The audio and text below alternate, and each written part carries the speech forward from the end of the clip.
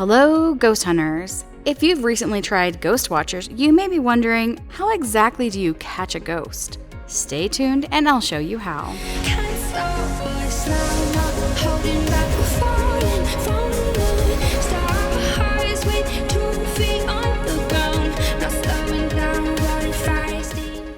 Before we begin, let me remind everyone that this is still in early access and subject to change. Most of the information in this video is garnered from my own personal experiences in the game. So let's start with one of the most misunderstood parts, the ghost room. Ghosts definitely may be more active in certain areas. There is no designated ghost room as you may find in other indie horror games like Phasmophobia. Instead, the ghosts will haunt the entire location and can even appear or drag players outside.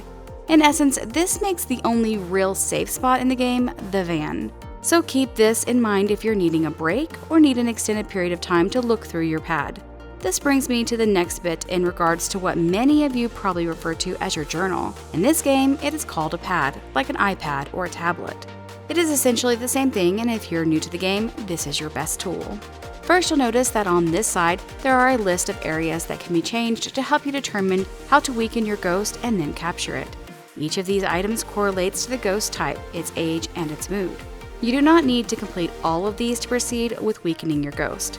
Unlike other ghost hunting games, once you've seen your ghost, you can determine exactly what type of ghost you're dealing with. So keep this in mind if you or a teammate has to fend off a ghost. If you haven't visually seen your ghost, you can still determine your ghost type by using the EMF, thermometer, and by finding evidence of footprints, although most of these are not actually footprints.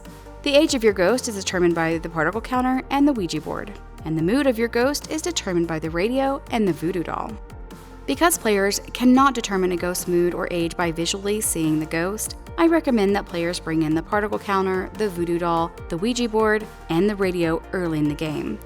I also recommend that players attempt to complete each objective as quickly as possible, as players are awarded money upon completion, rather than at the end of the game. Having this extra cash from completing objectives makes it possible for players to purchase additional protection items or weakening items if needed. Remember, players without protection can always stay in the van. It's also best to know what protection items your ghost may or may not respond to, so players don't find themselves in a situation with an item that doesn't fend off the ghost. Also keep note of how many of these ropes or strings are tied around your protection item. Items that can be used multiple times, like the Jesus statue or the crucifix, will lose one string each time the item is used. Once you have determined your ghost type, age, and mood, you'll be able to click on the weakening steps here. These steps vary depending on your ghost and its characteristics. Also, these must be done in order. When you complete each step, you'll hear this sound.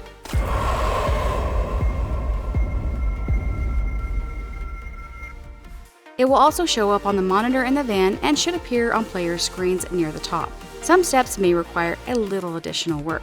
For example, if you need to bring a voodoo doll to the location to weaken your ghost, but you've already brought it into the location to determine your ghost's characteristics, you will then need to take it outside of the location and then bring it back in.